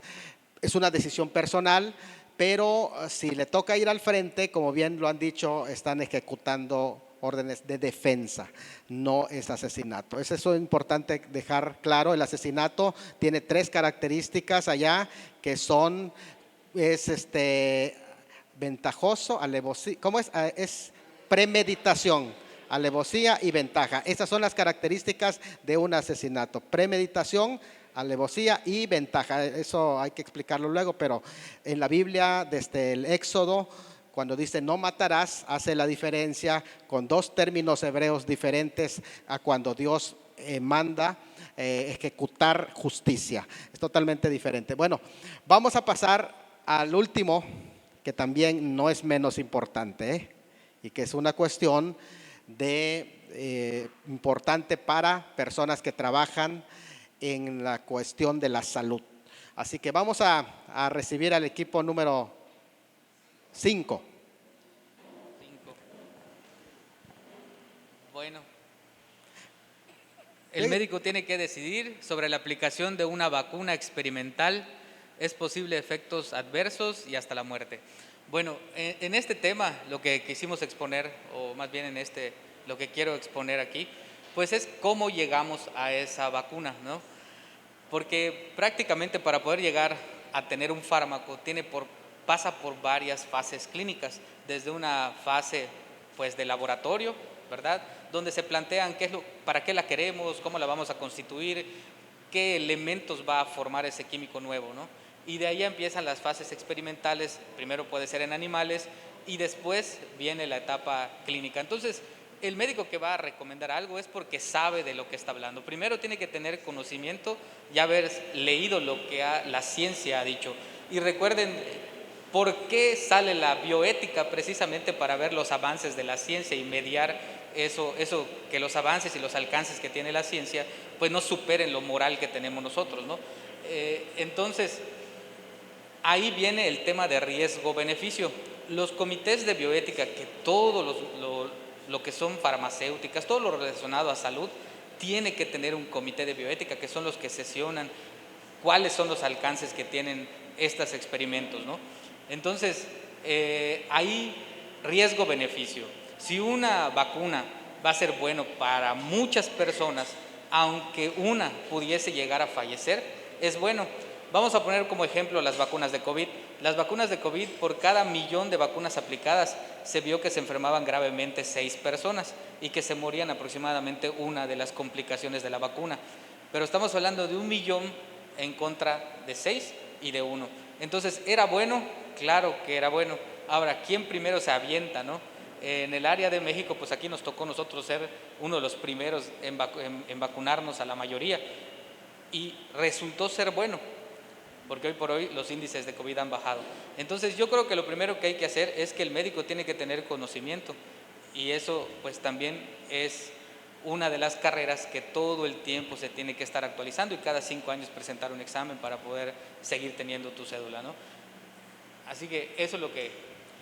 Gracias, doctor. Fuerte el aplauso. Esta exposición del doctor Góngora para mí era muy importante, porque es importante despejar muchas dudas y traer aclaración para el pueblo en general. No sé si hay alguien que... El doctor Rosado. Se siguen haciendo pruebas o fases experimentales después de todos los procedimientos, pero mediante el consentimiento informado. O sea, se llama a alguien, se le invita, mira, vamos a probar este medicamento y esto es todo lo que pudiera ocasionarte, esto es lo que esperamos, o sea, ¿estás de acuerdo? Y la gente firma y les pagan un dinero y, o sea, existe esto, pero previamente informado todas las consecuencias, todos los daños colaterales, todas las posibles, o sea, sí se puede hacer, pero previamente hay que hacer una serie de pasos antes de llegar a la fase de prueba con personas, ¿no? Excelente, muchas gracias por ese dato. Y bueno, pues dense todos un aplauso, la verdad que estoy maravillado de este excelente trabajo que han hecho. De hecho, prácticamente quedamos a la mitad, no vamos a terminar, pero sí avanzar sobre este tema, el cuerpo como un templo de Dios. Una de las aportaciones que se hace dentro del cristianismo al saber que somos imagen de Dios es que nuestro cuerpo es visto como un templo. Un templo es un lugar sagrado que se atiende, y precisamente en la Biblia no apoya el dualismo platónico que dice que el cuerpo es malo, la materia es mala y el espíritu es bueno. No lo apoya la Biblia. La Biblia apoya al hombre integral, mira al hombre como un ser integral. Ese dualismo entre los griegos estuvo mucho en la filosofía griega. Por ejemplo, el poeta griego Páyadas decía: el cuerpo es una aflicción del alma, es su infierno, es su fatalidad, su carga, su necesidad, su cadena pesada, su tormento, su castigo, decía este poeta griego. Incluso estamos hablando de Epicteto, decía: soy un pobre alma encadenado en un cadáver. No crean que está muy lejos de aquellos que dicen que soy un hombre en el cuerpo de una mujer, más o menos, ¿no? Pero incluso Teresa de Jesús decía: el cuerpo es la cárcel del alma. Y en el ascetismo cristiano, que prácticamente se realizó entre los monasterios, se manejaba mucho que el cuerpo es el enemigo que hay que combatir, castigar, humillar, y el creyente se ve obligado a albergar a un alma noble dentro de una sucia prisión corporal. Así se manejaba. Eso no lo apoya la Escritura. Incluso contrario a la filosofía que se maneja de la idolatría del cuerpo, el culto al cuerpo que se da en la sociedad moderna tampoco. O sea, el otro extremo en el que todo el enfoque es el cuerpo, y de ahí la razón por la que la presentación, de ahí la razón por la que todo lo estético cobra prioridad sobre lo ético. De verdad, lo estético cobra prioridad sobre lo ético en esta cultura actual. Por eso tantas operaciones que no son necesarias, incluso mutilaciones en partes sanas del cuerpo y otras más, abusos en sustancias, porque hay un culto exagerado al cuerpo. Eso no lo apoya la Escritura. Se exhibe el cuerpo desnudo en playas, en plantones, que eso es una realidad, ¿verdad? Existe una obsesión por guardar la línea adecuada, la dieta adecuada, exagerado en los chequeos médicos. No estamos diciendo que también el otro extremo de no consultar al médico es el otro extremo, ¿verdad? La eliminación de las arrugas y tantas otras cosas que se está enfocado el ser humano. Pero se pasó de la teología gnóstica y puritana a una prohibición enfermiza también, en el que de alguna manera se exageró en el estropello del cuerpo. Pero por otro lado, los otros que viven un libertinismo donde el cuerpo no importa, al cuerpo lo que pida. Hoy es viernes y el cuerpo lo sabe, ¿verdad? Entonces prácticamente se ocupa de todo lo que es el cuerpo, enfocado a prolongar la vida en el cuerpo, en la imagen, y eso mismo les trae estrés, Eso mismo trae desesperación y ansiedad por el envejecimiento, el ver una canita, una arruga, y empieza a producirse en una sociedad en el que está enfocado en un culto al cuerpo. Pero ¿qué enseña la Escritura? En el capítulo 6 de 1 Corintios dice que nuestro cuerpo es templo del Espíritu Santo. Y como un templo es sagrado, se cuida y también se protege. En los templos prácticamente paganos habían cultos en donde habían prostitución sagrada, por eso de los cultos de la fertilidad. Y Pablo contrasta eso diciendo, no pueden ustedes hacer eso con su templo, que es el cuerpo el templo es el cuerpo del Espíritu, el cuerpo es el templo del Espíritu Santo. No pueden hacer eso porque lo van a profanar. Tienen que cuidar ese cuerpo y tienen que tratar bien ese cuerpo y no idolatrar tampoco el cuerpo, porque no se idolatra ese templo, sino que se da culto al que vive dentro del templo, que es el Espíritu Santo. Así que eso es lo que se enfoca. Si es la morada de Dios, si es la morada del Espíritu Santo, entonces se tiene que cuidar, y todas las acciones que tú realizas con tu cuerpo tienen sentido ético. ¿Por qué tiene sentido ético? Porque si dentro de este templo vive el Espíritu Santo, entonces eres un templo andante, y donde quiera que tú te muevas, en ese templo que tienes que cuidar, porque vive el Espíritu Santo y tienes que mantenerlo siempre en culto. Cuando hablamos en culto, es decir, en liturgia, y la liturgia siempre se hace teniendo todo el cuidado que se le dé honra a Dios. Así que si tú andas aquí, allá, donde quiera que te muevas, no olvides que tu cuerpo es templo del Espíritu Santo.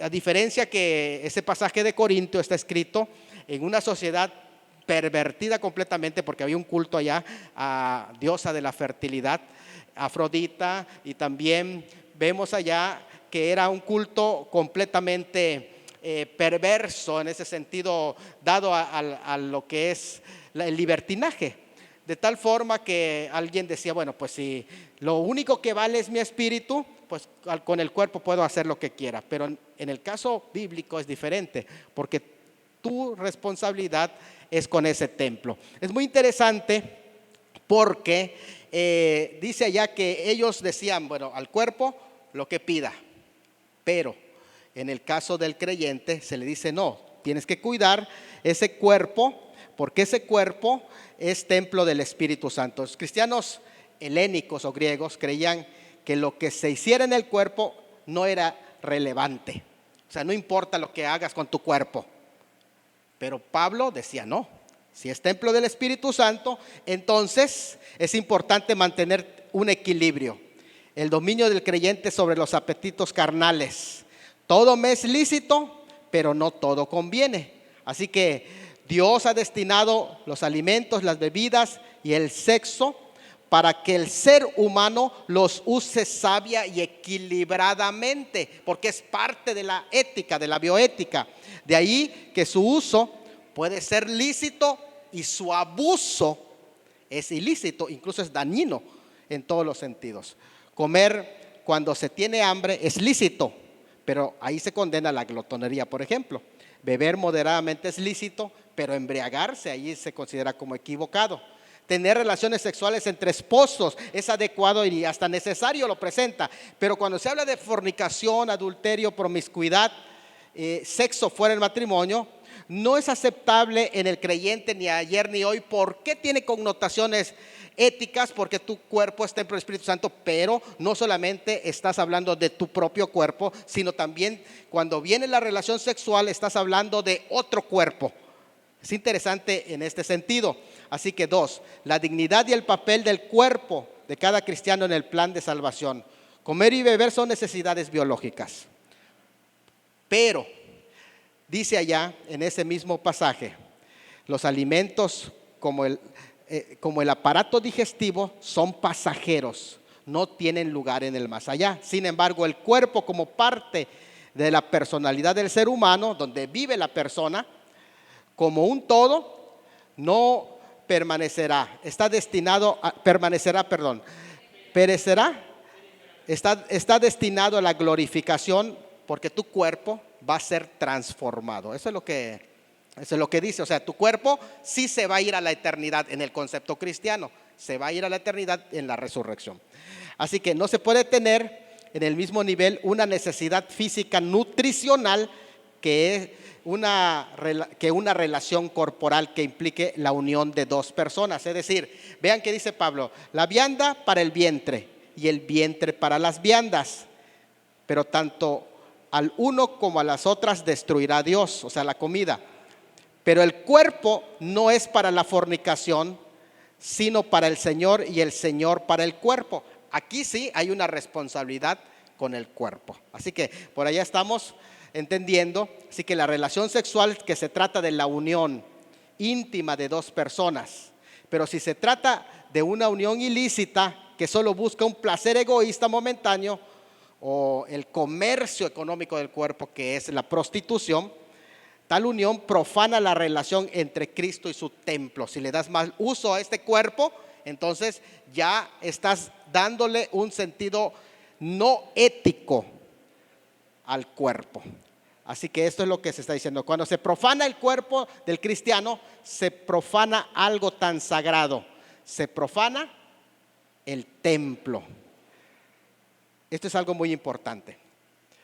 Pero dice, la Biblia rechaza tanto el ascetismo, que es separarse, que desprecia el cuerpo, como la divinización del sexo y el culto al cuerpo. Ambas son extremos que tienen que ser rechazados. Estos principios evidencian que un verdadero cristiano no es compatible con el concepto feminista llamado principio de proopción. ¿Qué significa el principio de proopción? Que sugiere que una mujer puede usar su cuerpo como quiera, reclamado por el derecho, así reclamando el derecho al libre aborto, que allí ustedes pueden ver todas esas falacias que aparecen, que seguramente lo han visto en las propagandas, ¿verdad? Así que, por lo tanto, aquí vienen, ¿tiene el feto algún derecho a continuar? Por ejemplo, estamos hablando de la vida. ¿Tiene algún derecho a continuar? ¿Hay conflicto entre el derecho entre la madre y el embrión? ¿Puede el cristiano hacer lo que quiera con su propio cuerpo y más con otro cuerpo? Bueno, ahí vamos a dejarlo nada más como preguntas, pero sí entendemos lo sagrado de la vida, lo sagrado de la vida del hombre, porque Dios le ha dado esa parte que trasciende, esa parte que es espiritual. Ahora, hay algo interesante aquí, que es, ya estamos entrando a diciembre, y en diciembre pues hay un acto muy especial, que es el nacimiento. O sea, estamos hablando de la vida, el nacimiento del Hijo de Dios. El hombre fue creado con capacidad para llegar a un alto grado de perfección, de santidad, de haberse mantenido en el camino de obediencia, pero en la venida de Cristo, en el nuevo hombre creado según Dios, nacido de nuevo, va renovándose hasta el conocimiento pleno. Con la venida de Cristo tenemos la oportunidad de retomar el valor de la vida. De hecho, Él dice que todos los seres humanos están hechos a la imagen de Dios. Ese es el valor de la vida. ¿Cuál es el legado de Cristo a la humanidad? Cristo se movía con ¿quiénes? ¿Entre quiénes se movía Cristo? Si Cristo es la encarnación del Evangelio y Cristo es la vida, porque Él dijo yo soy la vida, y Él se movía dentro de los desprovistos, de los alejados. Su vida nos enseña el auténtico sentido de la vida, que es estar al lado, dando vida. Y esa es la razón por la que estamos aquí. En lugar de organizarnos para muerte, vamos a organizarnos para dar vida. ¿Qué hacía Jesús? Estaba con el necesitado, con el desamparado, con el hambriento, con los necesitados. Siempre vamos a recordar esas escenas donde Él se acercó a dar vida. A la mujer que acusaron y que le iban a apedrear, dijo, el que esté libre de pecado, tire la primera piedra. Le dio vida. La vida humana es un bien fundamental, no es el bien más grande en el cristianismo. El bien más grande es el reino de Dios. Por eso el Señor dijo, con su ejemplo, Él mismo dio su vida para salvar la nuestra. Y dice, el que quiera venir en pos de mí, niéguese a sí mismo, tome su cruz cada día y sígame. Quiere decir que podemos incluso dar la vida por este bien. ¿Y cuál es este bien? El reino de Dios. Lo hemos hecho, la historia lo ha atestiguado. Por eso aquí hay hombres y mujeres valientes que están dispuestos a dar su vida por esa convicción. Porque aunque la vida humana es un bien, no es el más sagrado bien. Incluso el mensaje del buen pastor: yo soy el buen pastor y el buen pastor su vida da por las ovejas. ¿Hay algo mayor que la vida? Sí, el reino de Dios. Cuando tú das tu vida por el reino de Dios, estás haciendo algo mayor. Así que podemos sacrificar nuestra vida en el servicio a Dios. Eso es más grande que la misma vida. Pero no en asesinato, Eso no es asesinato, eso es dar nuestra vida. ¿Y cuál es nuestra responsabilidad humana ante la vida? Que es donde vamos a ir aterrizando. Hermanos, todo lo que nos rodea nos lleva a responsabilidad. Todo, lo más sencillo. Desde una plantita que puedes tú generar vida, cuidando vida, tu ecosistema, hasta tus hijos, el cuidado de tus hijos, el cuidado de tu salud, el ejercicio, la comida, todo eso vas generando vida. Pero hay un becerro de oro que se está gestando, enfocado en los antivalores. Es el nuevo becerro de oro, los antivalores. ¿Qué es lo que está pasando? Que el hombre está perdiendo el amor a la vida y se está entregando a lo que no es vida. Vamos a ir culminando allá en sus manos. En sus manos tienen un papelito azul. Y hoy vamos a firmarlo y vamos a terminar. Ya terminamos, con eso terminamos. Vamos a hacer un compromiso con la vida, los que estamos aquí, para trabajar en pro de la vida, para servir en pro de la vida, no solo como un elemento político, como algo que podamos usar para nuestro bien, no, sino como una convicción, ya decía alguien por allá, como una convicción fuerte en nosotros. ¿Está bien? Inclinen sus rostros, quiero hacer una oración. Señor, te damos gracias por esta reflexión que nos lleva a desafío sobre lo que es la vida. Viendo la vida de los nuestros, hoy hemos entendido por qué diste tu vida por nosotros, por amor. Y que esa forma en que tú lo has hecho sea un ejemplo para nosotros, dar nuestra vida por esta obra, por la misión que nos has dado sobre esta tierra. Y si hemos de morir por los ideales y por la fe, lo hemos de hacer. Pero queremos cumplir con la misión. Nos diste tu imagen para que te representemos y para que gobernemos el mundo como tú lo haces, Señor. Que sigamos tu ejemplo. Muchas gracias. Recibimos este compromiso de vivir por la vida y de luchar por la vida, de defender la vida. En el nombre de Jesús, amén.